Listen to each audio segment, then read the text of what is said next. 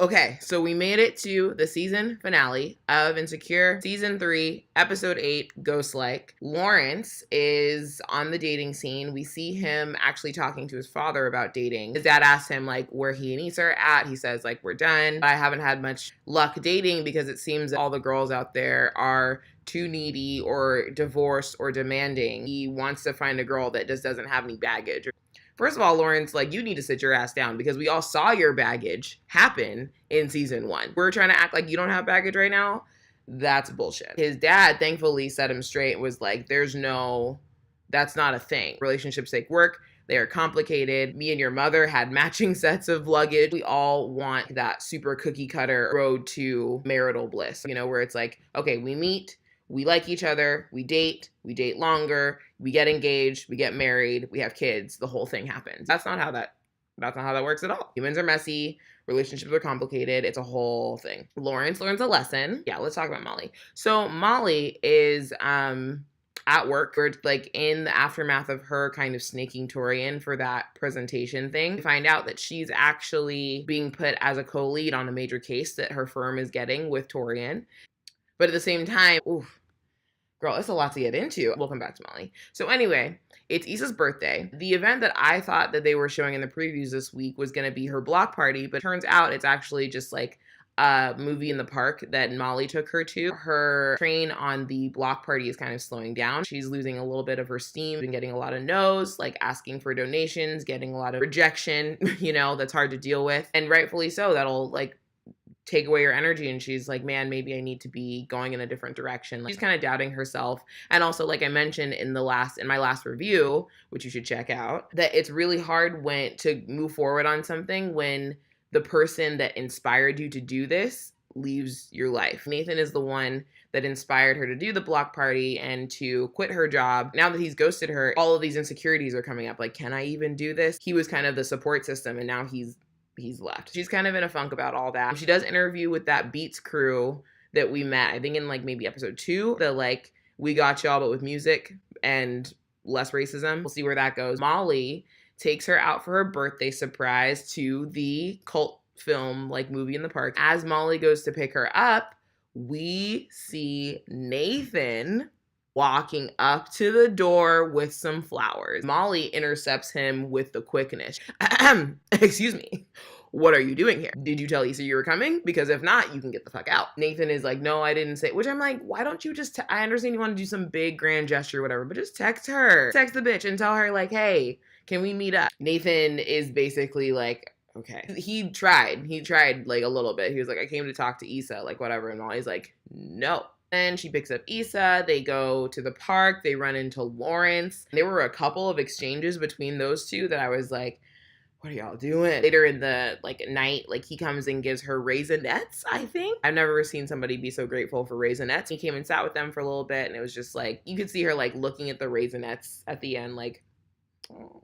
Ooh, Molly ran into Jared. Y'all remember Jared from the first season? He was the guy that was so cute and so sweet and so nice to Molly. She, of course, turned him away because that's what the fuck she does. Her reason was because he told her a story about how he got his dick sucked once by a dude, which, mind you, she had just told him a story where she had a sexual encounter with a woman. So, she dumped him because she was like, oh, he probably gay, such bullshit. And I was mad at her. Still am mad at her. Anyway, we run into him. This guy walks up to him and is like, oh, I have our blanket ready, blah, blah. And so Molly sees the two of them and is like, oh, shit. This is it. I was right. Runs back and tells Issa, I knew my gut. I trusted my gut, this and that. I knew she was right. Later in the night, they come up again. Turns out that's his brother who has a girlfriend. And guess who else has a girlfriend? He does. Yeah, he does. Her name is Amber. She's a beautiful dark-skinned woman. Molly's just sitting there looking stumped. He says okay. It was a mess. After the party, they're having a sleepover or something. Molly and Issa are having a sleepover. Molly's talking about something, and then she mentions she was on Nigga Block. He says, what the fuck does that mean? And she mentions, oh yeah, Nathan came to see you earlier, and I told him he needs to get the fuck out. Issa rightfully gets mad and is like, what right did you have to stop this man? Let me deal with it. I'm a grown-ass adult. I'm not trying to cancel men as quickly as you do. I'm trying to defend herself and says, well, you know, when a bitch is right, a bitch is right. Molly, what have you been right about? I haven't seen it yet. Issa calls her out on snaking Torian at work and being like, you're super cutthroat and like, okay, but what are you gonna do when you get to the top? Are you just gonna be like all alone, you know, like with everybody hating you? And I think we see Molly back at work. She is going to Torian to talk about the case, and she's like, should we do this? Like, blah, blah, blah. And he's like, oh, actually, like, I'm off the case. You can fully handle it on your own. I'm gonna do this over here. He goes into an office and works with the two women Molly burned at the beginning of the season. And it's like literally what Issa was just talking about. She's like, you're just gonna be at the top with everybody hating you. So anyway, Molly's tripping and realizes that she's tripping. She decides to give Andrew a call. I thought it was a really sweet moment because I think it's really hard for Molly to admit when she's wrong or to apologize.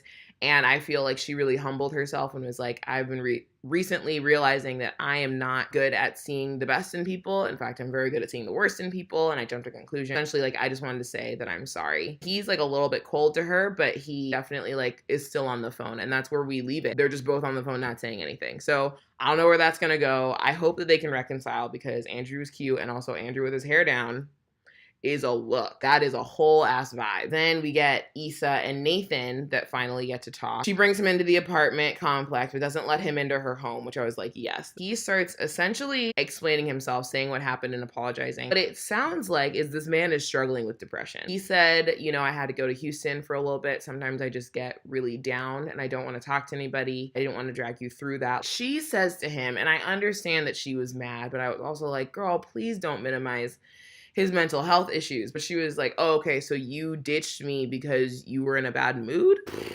That's not what was happening. But it's hard too when you're not even well-versed. Like, he never said the word depression. It's hard when you're not even able to communicate what is actually going on.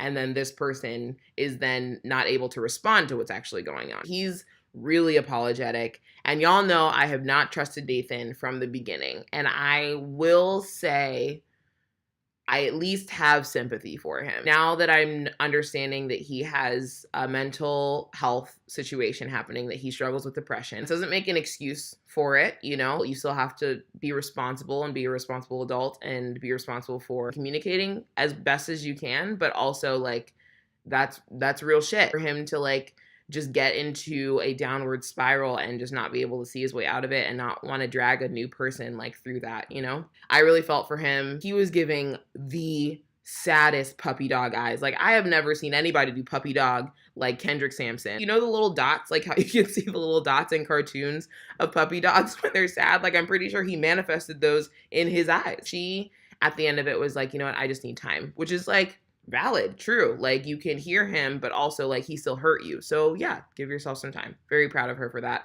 Very proud of her for not kissing him. And then she goes into her apartment complex and sees that things are just kind of like, you know, not fully moved in yet. She puts on a record and starts handling shit. Starts like assembling shelves and putting up paintings and like moving furniture and shit like that. And I was like, that's also real. I literally came home. Y'all see this bookshelf? I literally came home last week after having like a meltdown and like finally coming to a huge life decision. Like, you know what?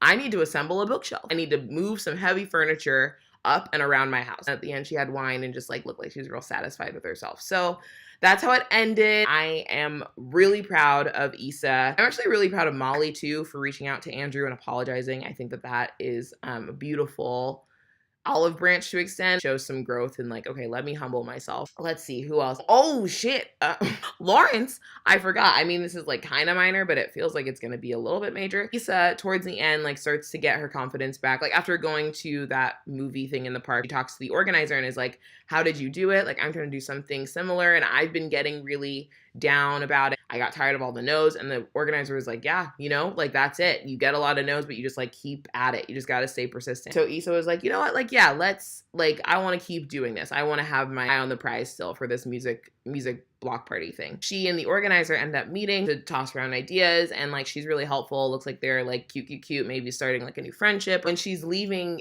Issa, she's like, oh yeah, no, I actually have a date to go to. And it cuts to Lawrence sitting at a bar, and guess who comes to meet him? The event organizer. That'll be something. Oh, and she's definitely who he was talking about when he was like, everybody I mean is either divorced or needy or whatever, because she's divorced. And Steven was like, I hope I didn't scare you away by saying that I was divorced. And he was like, no. We all saw the first scene. We all saw it. So that's what happened. That's how they closed out. I'm really proud of Issa and Molly. I think that they're on good trajectories. I'm excited to see what they do with Nathan and like how they treat the mental health discussion, because I think it's a really important one to have. And yeah, I just fucking love this show. Like, it's just so fucking good. Thank you guys for joining me throughout this 8-week process of recapping these shows. If there's another show that you guys think that I should tune into or start recapping, please let me know. I would love to. I was thinking about This Is Us, but like, we'll see, because I watched the first episode and I didn't feel compelled, but like, we could try. I'm also going to continue making videos weekly about like more broader topics. Next one actually is going to be about how to get through heartbreak. I was inspired by something that Lovey Ajayi and Yvonne Orji said in their podcast, Jesus and Jollof, that sparked some thoughts for me. So I was like, I want to share those in video format on YouTube. So I'm going to do that. If you guys have any topics that you want me to talk about or give my thoughts on, I would love to. Just let me know in the comments. Don't forget to follow me on Instagram at Femio, Twitter @_Femio. I'll get it one day. One day it's gonna come out smooth. Facebook /Femio. And I feel like that's it.